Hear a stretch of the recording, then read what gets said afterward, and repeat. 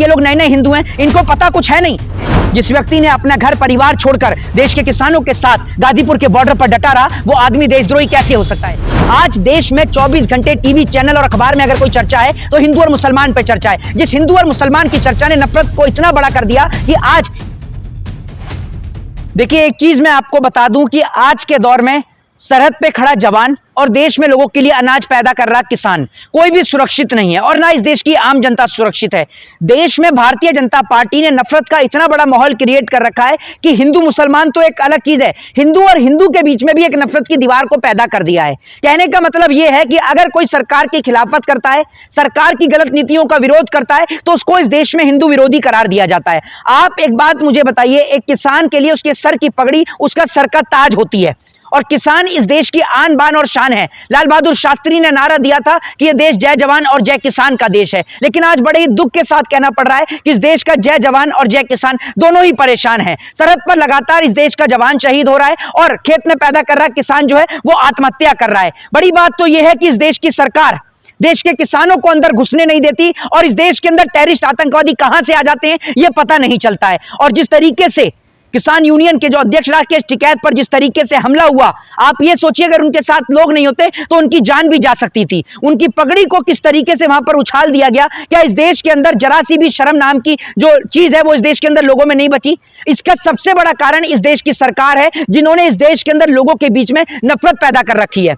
लेकिन पूरा देश राकेश टिकैत के देश के किसानों के समर्थन में खड़ा है और पूरा देश राकेश टिकैत को समर्थन कर रहा है। राकेश टिकैत बोल रहे हैं जो हमला करें नए नए हिंदू बने। निश्चित तौर पर ये लोग नए नए हिंदू हैं, इनको पता कुछ है नहीं। भारतीय जनता पार्टी लोगों के इमोशंस, उनकी भावनाओं के साथ खेलकर हिंदुओं की लाशों पर चढ़कर राजनीति करने का काम भारतीय जनता पार्टी कर रही है। आप इस बात को देखिए, भारतीय जनता पार्टी का इतिहास उठाइए, देश पर सरहदें सुरक्षित नहीं है, किसान सुरक्षित नहीं है, नौजवान सुरक्षित नहीं है, नौजवान के भविष्य सुरक्षित नहीं है, देश के अंदर पैसा नहीं है, देश की आर्थिक स्थिति खराब है, भारत देश के पासपोर्ट की रैंकिंग गिर रही है, भारत ग्लोबल हंगर इंडेक्स में ऊपर आ रहा है, भुखमरी के मामले में ऊपर आ रहा है, भारत की एजुकेशन आप किस तरीके से डाउन हो रही है उस पर कोई चर्चा नहीं है। आज देश में 24 घंटे टीवी चैनल और अखबार में अगर कोई चर्चा है तो हिंदू और मुसलमान पे चर्चा है। जिस हिंदू और मुसलमान की चर्चा ने नफरत को इतना बड़ा कर दिया कि आज एक किसान नेता की भी सुरक्षित इस देश में नहीं है।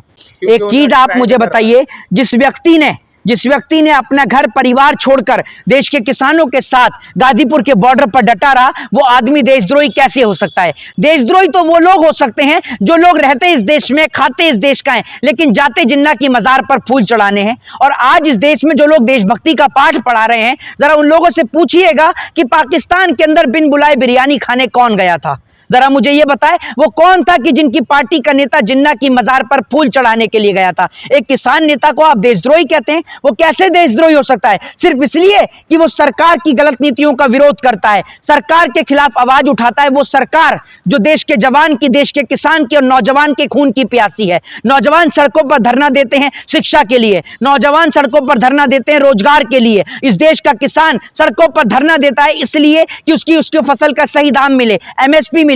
तो क्या वो इस देश में देशद्रोही हो गया? और वो लोग जो बिन बुलाए पाकिस्तान जाते हैं, केक कटवाते हैं, बिरयानी खाते हैं, उनको आप देशभक्त समझते हैं? हमला वाले बोल रहे हैं कि पाकिस्तान के साथ खड़े हैं ये लोग। देखिए, एक चीज मैं आपको बता दूं, हम हर स्थिति में, अच्छे और बुरे वक्त में इस देश के साथ खड़े हैं। और बड़ी बात यह है कि हम लोगों से हमारी देशभक्ति का प्रमाण मांगने वाले लोग जरा ये बताएं कि उनके घर और परिवार से कितने लोग आर्मी में। हमारे घर और परिवार से लोग आर्मी में भी हैं और स्वतंत्रता सेनानी भी रहे हैं। तो हम लोगों को यह ना बताएं कि हम इस देश के साथ खड़े हैं या नहीं खड़े। हम आखिरी सांस तक इस देश के साथ खड़े हुए हैं और इस देश के लिए हम अपनी जान भी देना जानते हैं जो हम लोगों के ऊपर। और मुझे ये बता दीजिए, जो बात इस देश के किसान की होती है, सबसे ज्यादा किसानों के बच्चे, किसी नेता की औलाद नहीं है, किसी नेता के बच्चे नहीं खड़े सरहदों पर, सिर्फ देश के किसान के बच्चे हैं जो सरहदों पर खड़े हैं, जिनको आप कह रहे हैं कि वो लोग जो हैं देशद्रोही हैं। आखिर कौन लोग हैं जो देशद्रोही बोल रहे हैं? ये वही लोग हैं जिनके पास खाने को रोटी नहीं है, कच्चे फटे पड़े हैं, हाल बुरा है और इतना हाल बुरा है कि अपने जो है उनको हिंदू धर्म का ही नहीं पता। उस हिंदू धर्म के अंदर में भी आपको बता दूं, भगवान श्री कृष्ण ने जो किसान जो है उसको राजा से बड़ा बताया है, क्योंकि राजा सिर्फ अपने राज्य का पालनहार होता है और किसान पूरी मानव जाति का पालनहार होता है। और उसी किसान नेता की जब पगड़ी उछालने का काम किया है जाए तो ये आप समझ लीजिए कि लोगों की अंधभक्ति अब सर पर चढ़ के बोल रही है और पूरा देश राकेश टिकैत के साथ खड़ा है। उनके साथ जो हुआ है बिल्कुल गलत है। जिन लोगों ने राकेश टिकैत के साथ ये किया उनको माफी मांगनी चाहिए और देश के किसानों से उनको माफी मांगनी चाहिए। क्या उनका बयान पाकिस्तान के समर्थन में है क्या? देखिए, एक चीज मैं आपको बता दूं, राकेश टिकैत का कोई बयान नहीं था। बयान नरेश टिकैत का था। राकेश टिकैत का कोई किसी तरीके का बयान नहीं था। और राकेश टिकैत देश के किसान, जवान और नौजवान के साथ हर वक्त खड़े रहते हैं। मामला नौजवानों का हो, जवान का हो या किसान का हो, हर जगह आपको वो खड़े नजर आएंगे। आज महापंचायत है, वहाँ हजारों लोग पहुंचे हैं।